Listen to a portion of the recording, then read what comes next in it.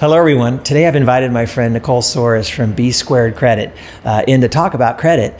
And a question that I get all the time, and in fact, I say if I had $1 for every time I got had this question asked of me, is like, my credit score should be 800 or 850. I'm perfect, but my phone app says it's 726 or something. Or how come my Credit Karma is saying I'm this, but your report only says I'm 690?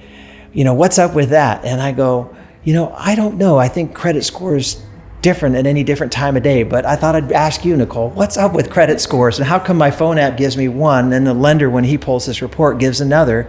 And what's the difference and what's important? There's so much confusion about credit scoring, and it's a common question I get. So about 3-4 months ago, I finally took some time to develop a credit scoring booklet. Okay. So the focus of this booklet is credit scores differ by bureau, by brand, and by day.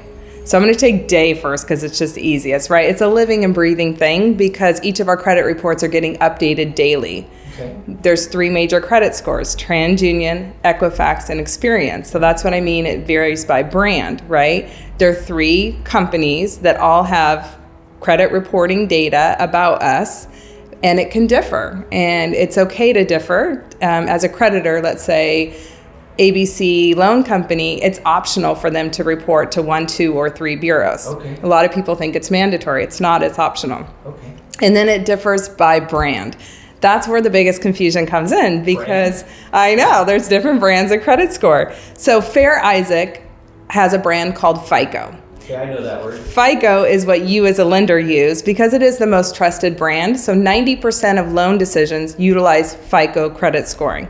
Okay. But for all these inexpensive free apps that most consumers are using to monitor their credit, they're using different brands. And the brands are called Credit Expert, they're called Vantage, there's several other brands. They're just developed by other companies for the same purpose, to assess risk. How likely are you to repay a debt? However, they can differ by 100 points. It's just a different way of their calculation working to determine that level of risk. So if I want the basic cheat sheet, if I want the best credit score possible, the best FICO score possible to come to my lender to get the best rate possible, what 3 things should I be doing with my credit just mindfully, daily, monthly, yearly, to help me get the best score? Well, monitoring your credit's the first thing, right? We want to stay educated. And we want to compare apples to apples. So we use a website called Identity IQ. We have a discount with them, so it's a low $19.99 rate to monitor monthly. So if any of your clients ever want that, I can share it with you and you can share it with your clients. But that is a Credit Expert model, and it's great for consumer education. I refer to it as a FACO credit score versus a FICO. But if I'm not making any major transactions, like planning on buying a home in the next 6 months, I'm okay to use that because it's very inexpensive, it's very affordable.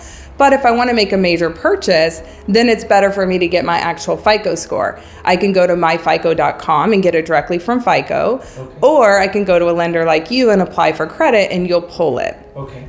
And just having the report, knowing your score, gives you the benchmark.